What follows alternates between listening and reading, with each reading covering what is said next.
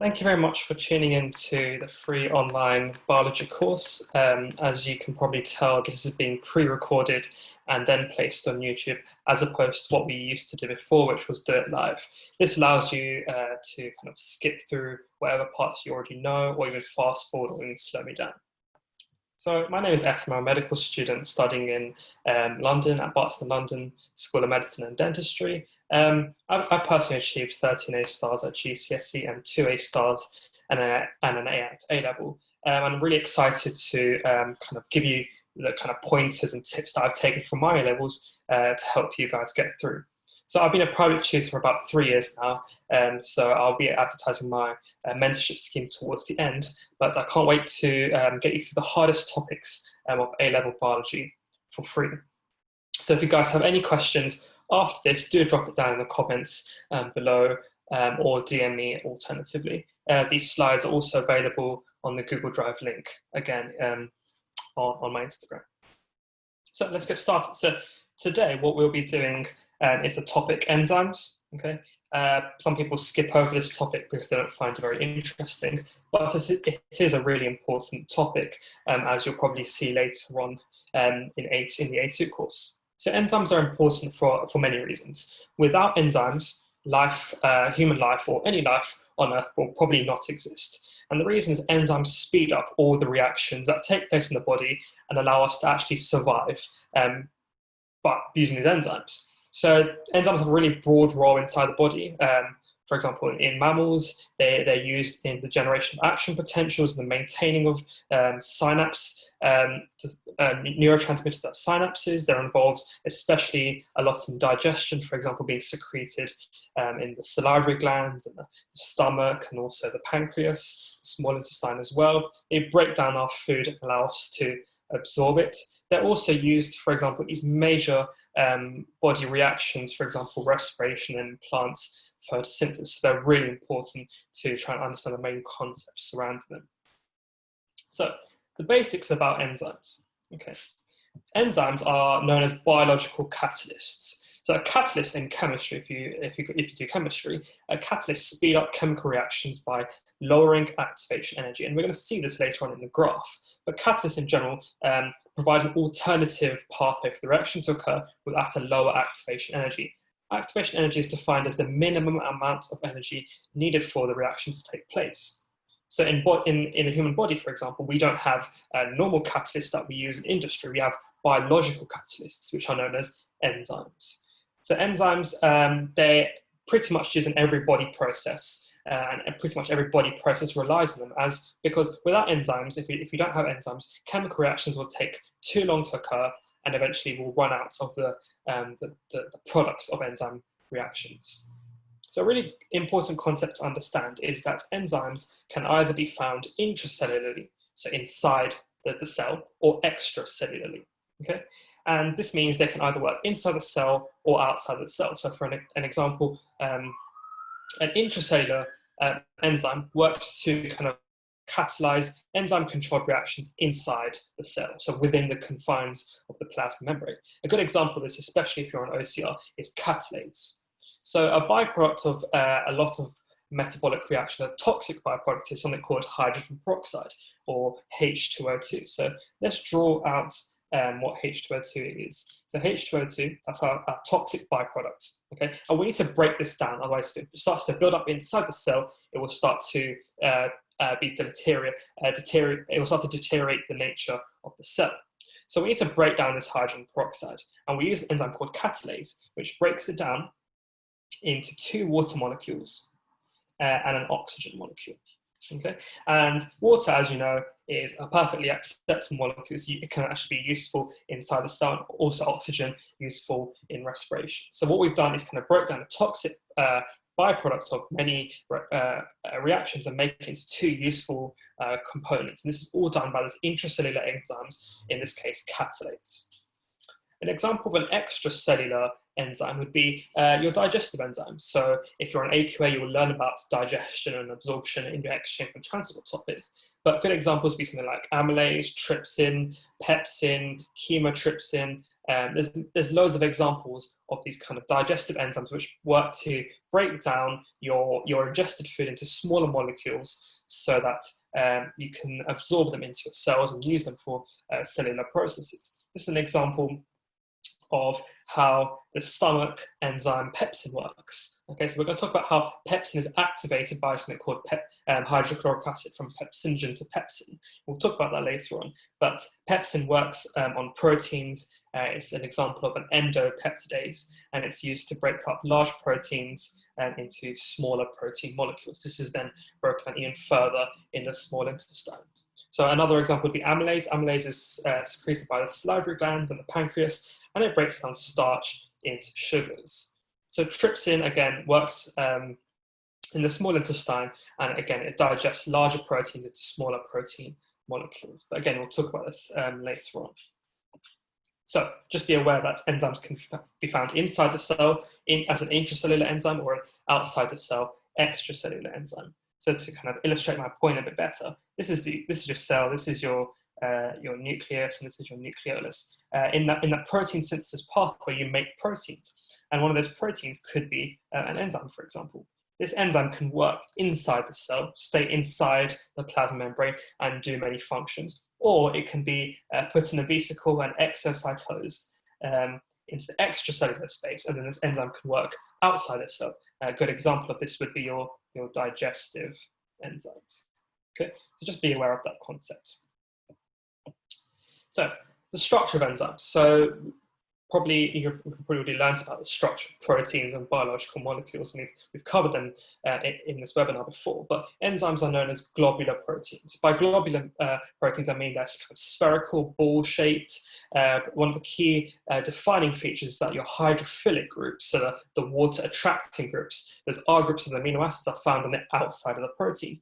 So, for example, if I was to draw this enzyme, those R groups that make up amino acids. If I say the hydrophilic R groups are on the outside, let's say these are my hydrophilic R groups, that means they're going to attract water to them. If they attract water, they become soluble in water, which is another key defining feature of globular proteins. They are soluble. So enzymes are soluble, so they can work inside the blood, for example, or in the extracellular space, for example, in the digestive system. So another key thing to understand about the structure of enzymes is they're typically a single tertiary structure protein. So tertiary structure means they have that one polypeptide that's folded several times using those bonds, for example, your ionic bonds, your disulfide, hydrophilic, hydrophobic, and hydrogen bonds. Those are the kind of bonds that make up your tertiary structure. Tertiary structure is defined as having only one polypeptide.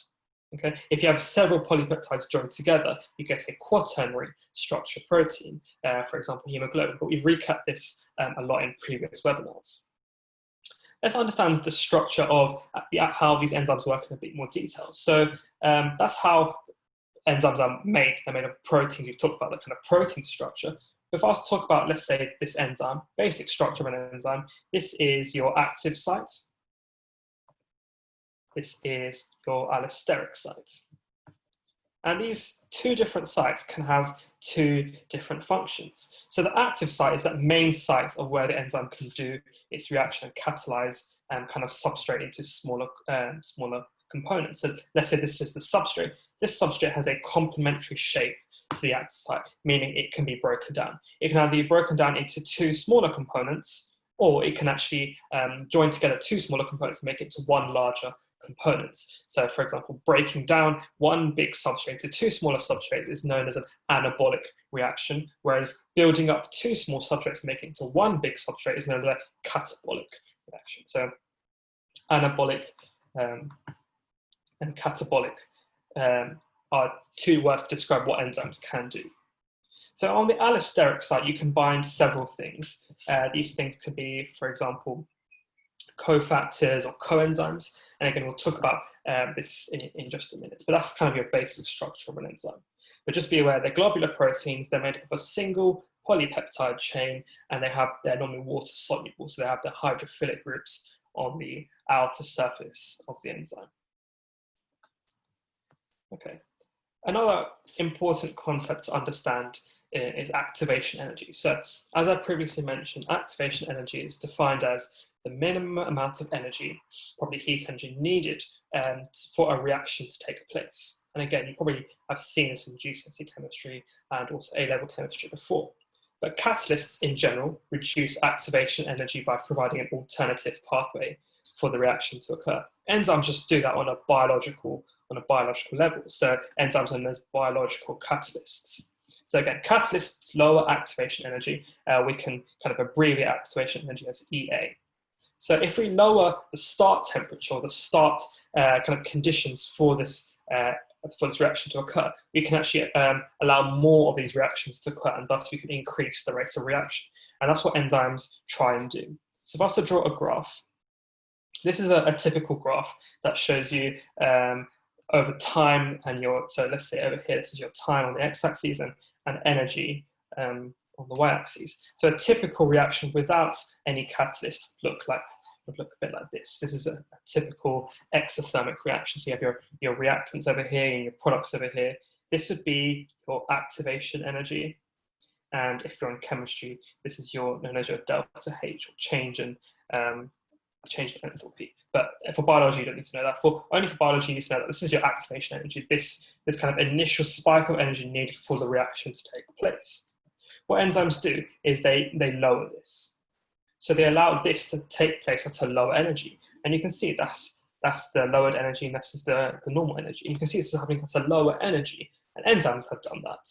So if you can start a reaction at a lower activation energy, you can probably do more of those reactions, and you can increase the rate of reaction. That's a really important graph to understand. So we pretty much know how enzymes work quite confidently as in the science community, but there are two main models which we can use to describe how enzymes work, and they're both hypotheses, so again, they're not fully proved. So there's two main models used. We have something called the lock and key hypothesis and something also known as the induced fit hypothesis. And these are two widely accepted theories on how enzymes work. And they, at face value, they actually look quite similar, but there's a couple key differences that we should be aware of.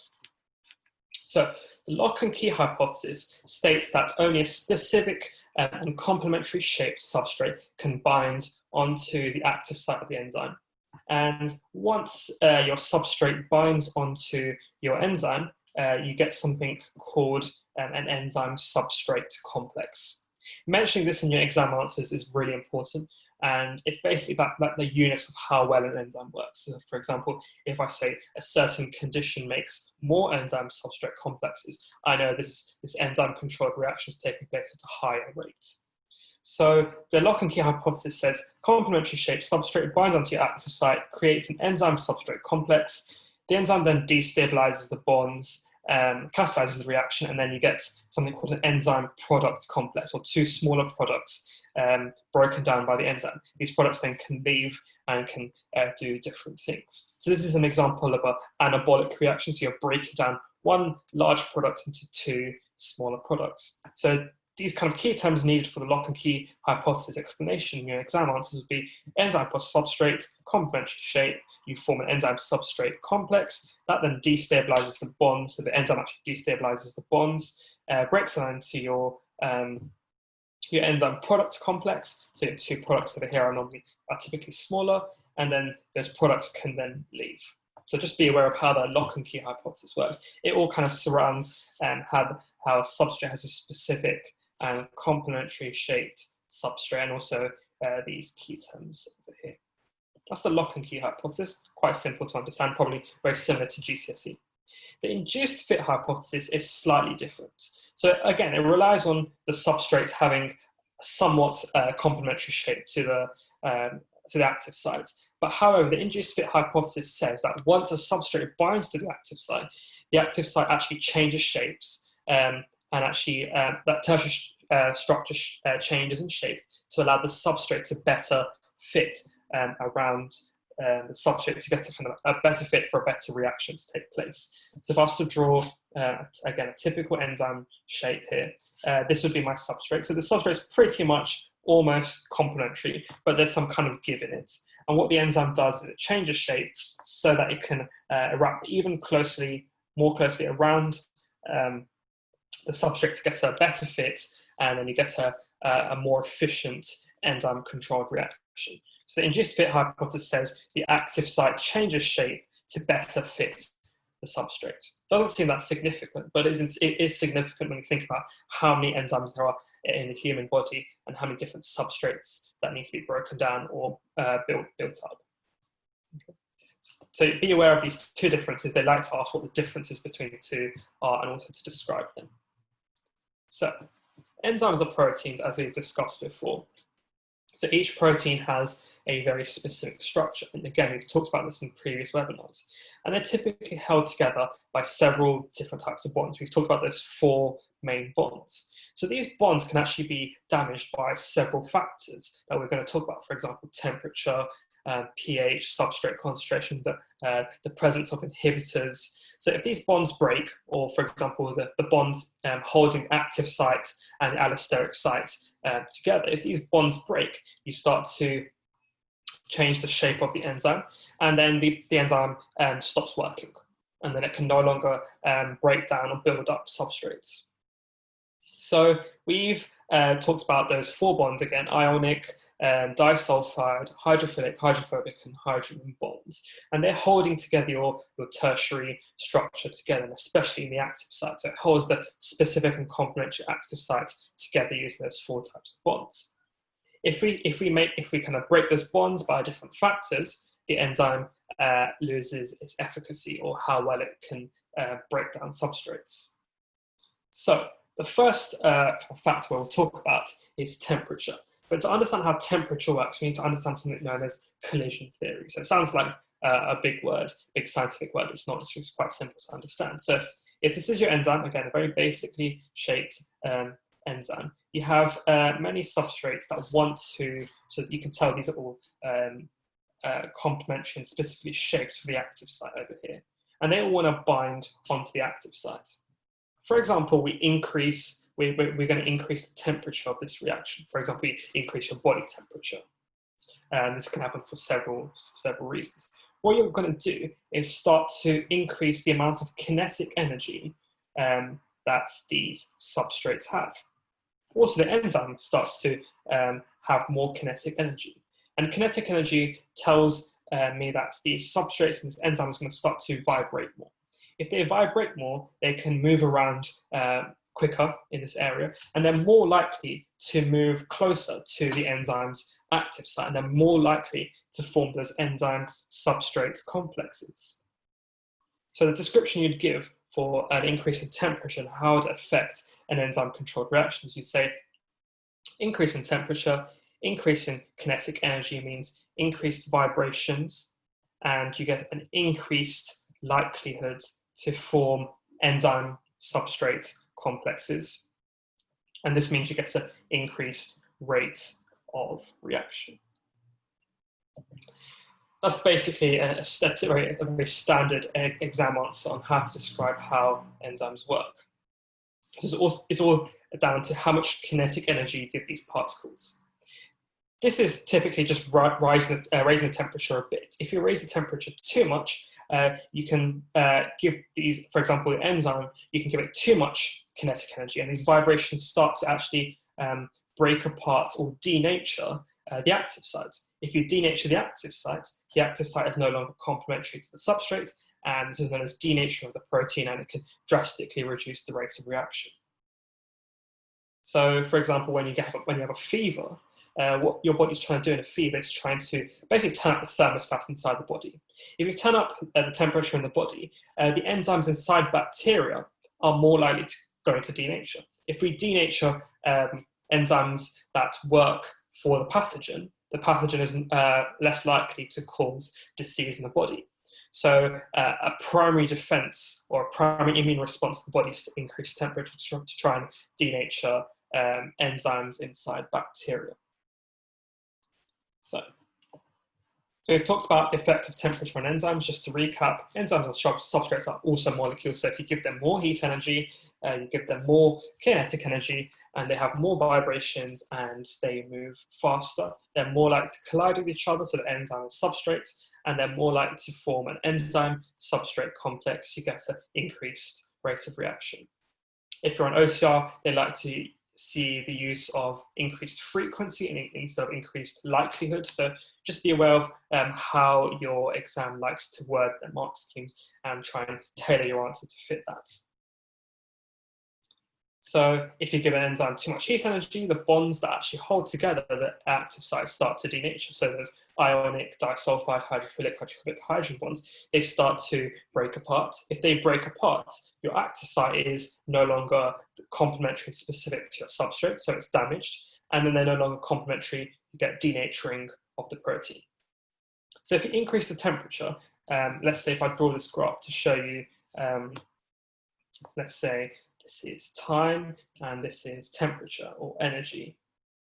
If I increase the temperature to a point, it's actually going to increase. So let me just draw this graph properly.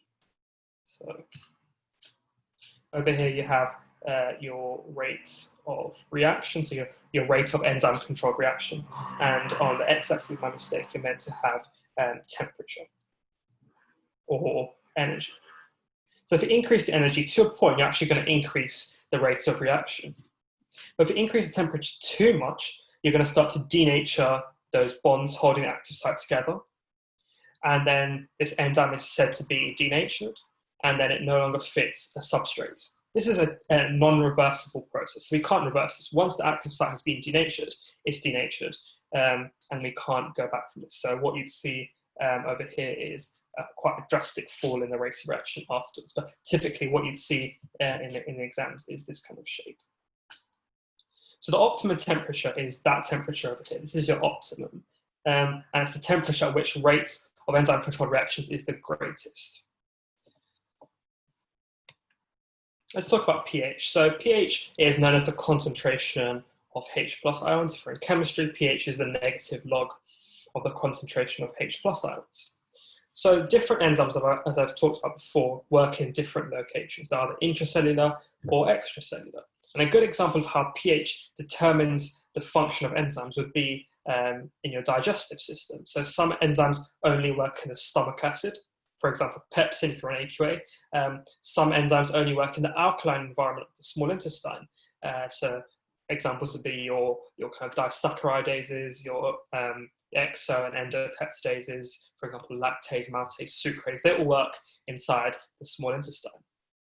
So if the pH is too different to the optimum pH of that particular enzyme, you're going to get denaturing of the enzyme. And again, this is probably non-reversible.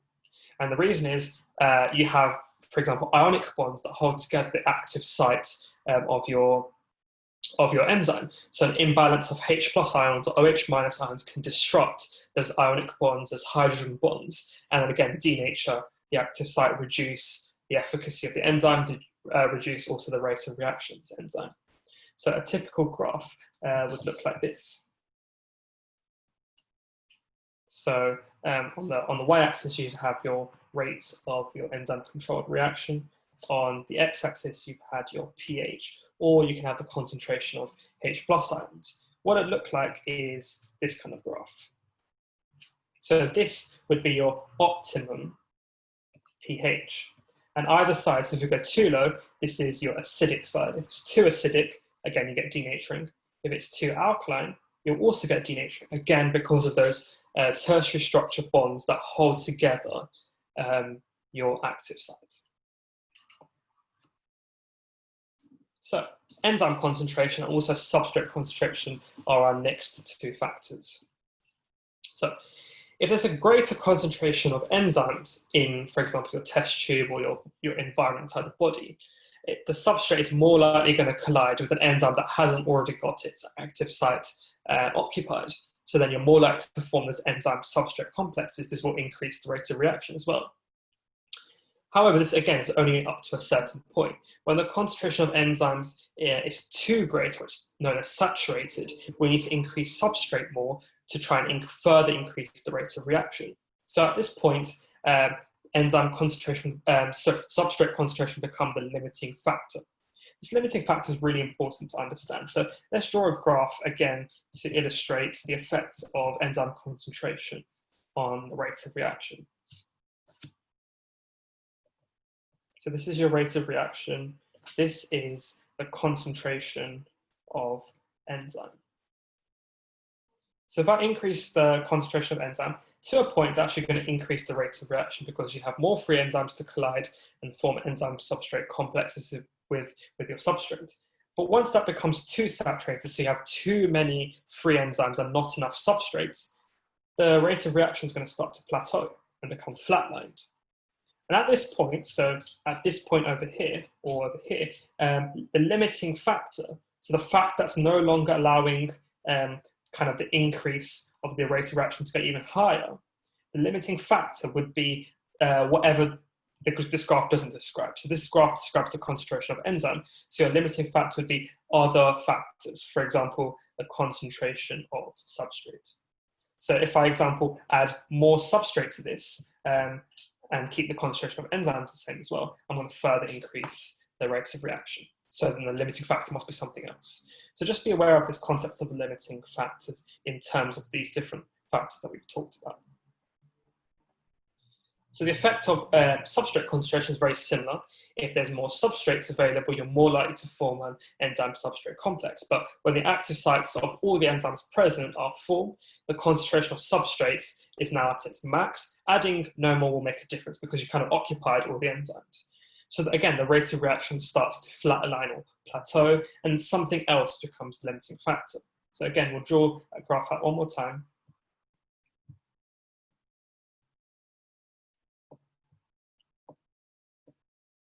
So again, a very similar shape, but over here, your limiting factor, so if we're talking about substrate concentration here,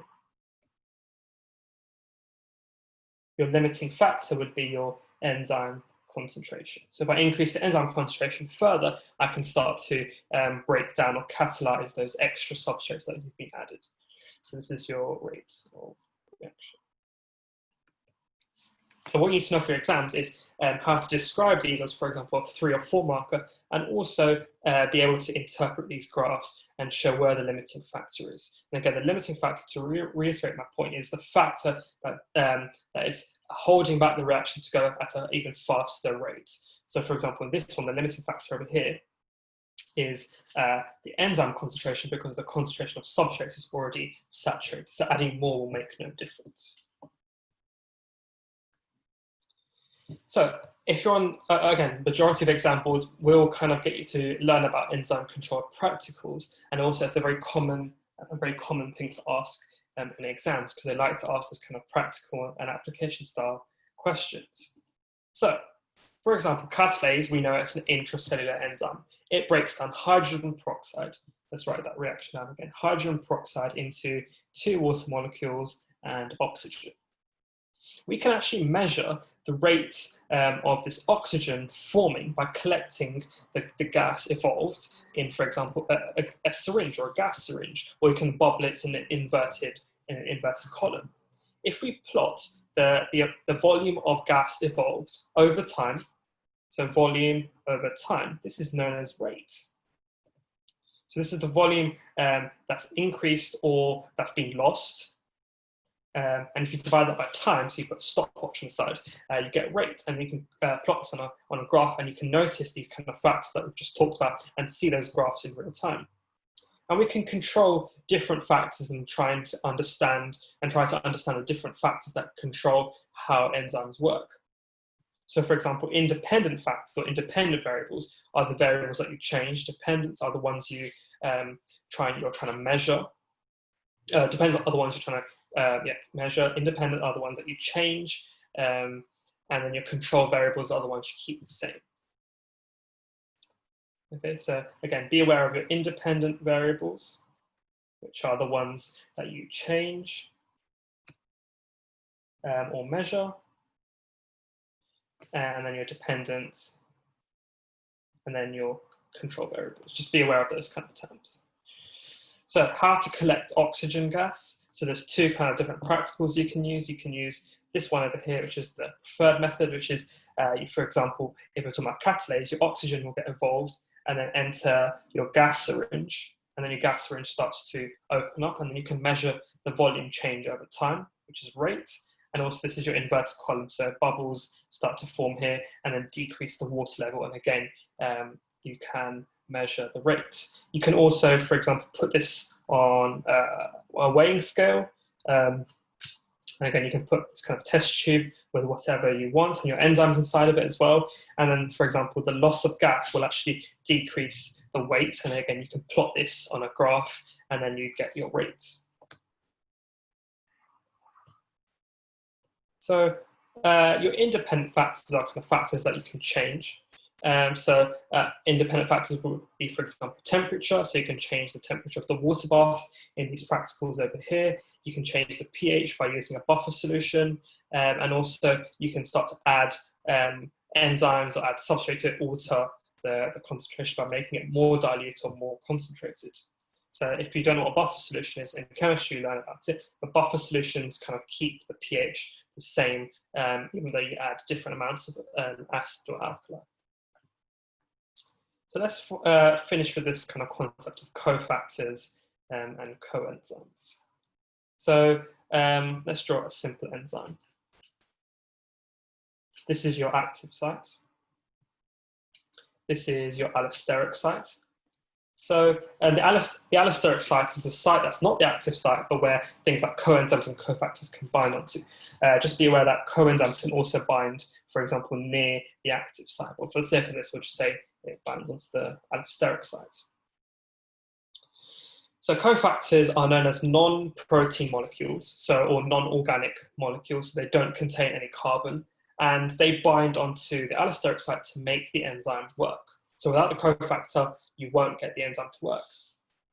If you're on OCR, you should know that the chloride ion is the cofactor for amylase, so you must get a chloride ion to bind over here for amylase to work.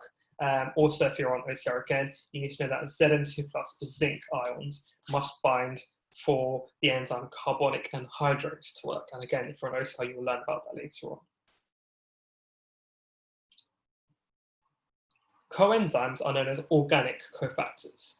So they're basically protein-based cofactors. And again, they participate in the reaction, but are also changed in the reaction. So their chemical structure becomes changed.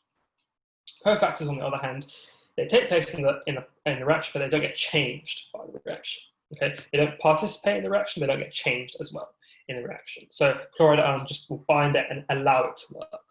Coenzymes actually participate in the reaction, so again, I say they typically can bind on the allosteric site or the active site, and they are changed in the practical, and they can act as these things called molecule carriers. So they take molecules from one enzyme and take it to another site. And examples that you'll learn about in respiration photosynthesis are your NAD and NADP. These are typical coenzymes that you'll learn in respiration photosynthesis, and they carry H atoms or hydrogen atoms, but also H+ and electrons. So if I was to, for example, reduce NAD, again, if none of this makes sense, you'll learn this later on. If I was to reduce NAD, I add a proton and an electron to make it NADH. Okay. Prosthetic groups are cofactors which are permanently bound onto the enzyme or a protein. So for example, Fe2+ ions are permanently bound onto each of those polypeptide alpha and beta chains in hemoglobin. That's an example of a prosthetic group. Okay. So let's talk about enzyme inhibition next. Okay. So we've explored how substrates can actually be complementary to the active site and also bind onto the active site, take place in the reaction. We've also talked about the allosteric sites where cofactors and coenzymes can bind onto. But any other molecule that's not the desired substrate that has the similar shaped active site or a similar shaped to the allosteric site, and if they can also bind onto the enzyme, they're known as inhibitors. Okay? Inhibitors sounds like a bad word. We don't want inhibitors, but many modern drugs that we use in a clinical setting are typically enzyme inhibitors. So it's really good to try and understand their structure. Just to recap, that's your enzyme. This is your active site. So substrates that bind on to here are complementary and specific. Then you also have your allosteric sites over there, where cofactors and sometimes coenzymes can bind onto, but also just be aware coenzymes can bind quite close to the active site to pick up those molecules, again, like we've discussed before. So let's talk about competitive inhibition. So if I was to draw an enzyme, for example, competitive inhibition is known as when, so we know that a substrate can bind on. So let's say this is the desired substrate that we want to bind onto our active site. I can inject substance, or a substance can be present in this area that has a similar shape to the substrate. And they both can actually bind onto the active site. So these two molecules, these two substrates are going to compete with each other to try and bind on. Whether it's going to be this, let me use the same colors, whether it'll be this one that binds or your other substrate. They both have the same complementary shape to the active site. So they're going to compete with each other. Hence we call this competitive inhibition. So competitive inhibitors can either be reversible or irreversible depending on their chemical structure. For example, if they bond covalently with the active site, they're obviously going to be reversible. If they're, for example, hydrogen bonds, then it would be irreversible. So we can alter which of these molecules is more likely to bind by either increasing the concentration of your competitor or the substrate. For example, if this is some kind of a drug that's working, we want the inhibitor to block the function of this enzyme. What I'd do is increase or inject more of the competitive inhibitor. And then the competitive inhibitor is more likely to bind onto the active site compared to the substrate, so we're kind of outnumbered. If I want to reverse this, I just increase more of the desired substrate or decrease the concentration of the inhibitor. And now the substrate is more likely to bind. This is known as competitive inhibition. We should know how a graph that shows this looks like. So, for example, this is a graph that shows the rate of reaction. This is let's say, your substrate concentration, so the desired substrate. So the desired substrate concentration reaction graph will look like this. So as you increase the concentration of substrate, the rate of reaction also increases. But if I introduce a competitive inhibitor, it's going to compete with the active site, so it will actually slow down the rate of reaction. But eventually it will meet up to the same when you kind of get a balance of the two. So that's your competitive inhibition, and you should understand the graphs on how to kind of draw this and also the reason behind it. If you're an AQA, you should know some examples, which we'll talk about in just a minute. Non-competitive inhibition is when the inhibitor molecule binds to the allosteric site of the enzyme and changes the function of the active site. So it doesn't actually compete with the substrate itself or the active site, it binds onto the allosteric site. And again, these can be reversible or irreversible depending on how it binds onto the allosteric site, whether it's covalently or via weaker bonds like hydrogen bonds. But the main point is they don't compete with the active site or the substrate, and hence don't have a complementary shape to them. We'll also draw a basic enzyme here, and this is my allosteric site. Let's say you have this substrate that wants to bind, or loads of substrates waiting to bind. If I introduce, again, this could be a drug that we use in a clinical setting. If I was to introduce a non-competitive inhibitor for this enzyme and I want to stop this enzyme working, these non-competitive inhibitors will bind onto the allosteric site and then change the tertiary structure of the active site so that it no longer can bind the substrates. To reverse this, I mean, if you increase the substrate concentration, you're not really going to make any effect to this. What you have to do is rely on the inhibitor dropping off. So if the inhibitor drops off, then the active site will go back to its original shape and it will work again. So you need to be aware of that. But it can be reversible or irreversible. If you were to draw a graph with this, you'd have rates of reaction, and then you had your substrate concentration, so your desired substrates. Desired graph would look like this. The minute you introduce a non-competitive inhibitor, it would look a bit like this. So the rate of reaction quite quickly drops off, because as you increase the substrate concentration, it doesn't make a difference, because you've got non-competitive inhibitors in the allosteric site changing the shape of the active site, allowing it to no longer bind a substrate properly. So here are some kind of positive or medicinal uses of enzyme inhibitors. If you're on AQA and also Edexcel, you should be able to work out how these kind of work. So if you're on Edexcel and also I think Educas, you need to know the mechanism of antibiotics. So many modern antibiotics rely on inhibiting bacterial enzymes. For example, penicillin works by a mechanism called a bactericidal antibiotic, which means it can actually act as an inhibitor for these enzymes that work to build up the polysaccharide cell wall. This enzyme is known as transpeptidase. If you inhibit the enzyme transpeptidase, your cell wall will start to not be built up as strongly, and then water is going to come in and cause the bacteria to burst. There are also other antibiotics. So again, if you're on Edexcel, Educas, you'll learn about bacteriostatic antibiotics. These are ones that prevent the replication. So these bind onto, not enzymes, but this time they bind onto, for example, the ribosomes and prevent DNA protein synthesis or either DNA semi-conservative replication. So an example would be ciprofloxacin, a different type of bacteriostatic antibiotic. Again, if you're on AQA, you should understand how viral antivirals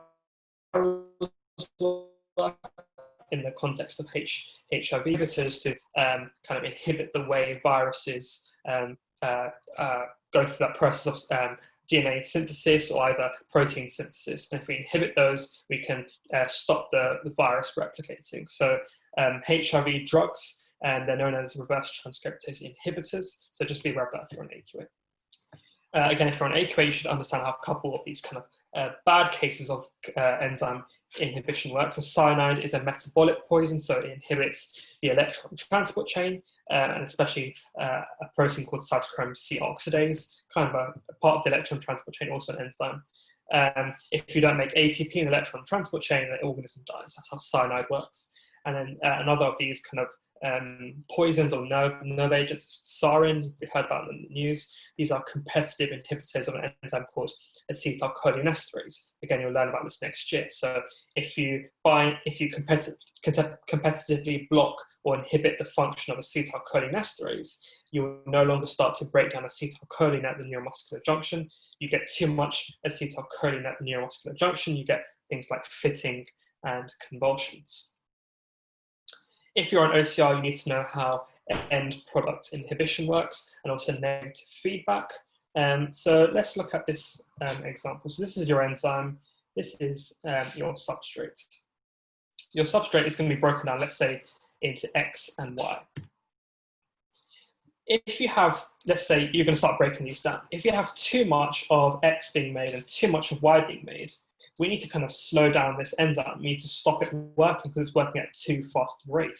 For example, X could be a toxic byproduct, and if it starts to build up, it will it will impair the function of other molecules. So end product inhibition is basically negative feedback, which means if there's too much of something, for example, this part of X, it will actually come and directly bind with the active site and block the active site in the same kind of mechanisms as competitive and non-competitive inhibition. This is known as end product inhibition, where the product of the enzyme control reaction directly inhibits the active site. So again, this is a kind of concept called negative feedback, which most of you will meet next year. Again, if you're on OCR, you should be aware of what inactive precursors are. So inactive precursors, this is really relevant in terms of protease enzymes. So you make protease enzymes inside the cell and then release it extracellularly to work in the digestive system. If you have a protease enzyme, an enzyme digesting proteins inside the cell, you're going to start to digest away the actual protein components of the cell itself, and we don't want that to happen. So what we do is we actually activate the enzyme once it's outside the cell by components that are found in its environment. An example of this would be pepsinogen. Pepsinogen is activated by hydrochloric acid to make it into the active form pepsin, and then pepsin can go and work. Because if you have too much pepsin when the stomach is empty, you're going to start to digest the enzyme, the stomach itself, and we don't want that to happen.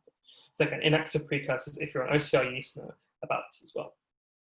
And that's pretty much it. That's all you need to know about enzymes if you're on the major 3 exam boards, AQA, OCR, and Edexcel. So if you guys have any questions regarding what we've just learnt, please put it down in the comments below. I'll try and respond. And also, you can DM me on Instagram. My Instagram details are here, also my email's here. If you enjoyed that lesson and you want to kind of get more from me, I have something called the Mentorship Scheme, which is where I give you 1 hour of weekly private biology tuition, suitable for whatever exam board you're on. You also get access to exclusive exam questions, notes, resources, and also any help you need regarding your application, especially to medicine. So for example, you get exclusive access to all my personal statement services, which are normally a paid add-on. If you're interested in my personal statement services, they are here as well. So let me know how this lesson was, if you enjoyed it. And again, if you have any questions, leave it down in the comments, or you can DM me via Instagram. But thank you very much for listening. I hope you enjoyed it.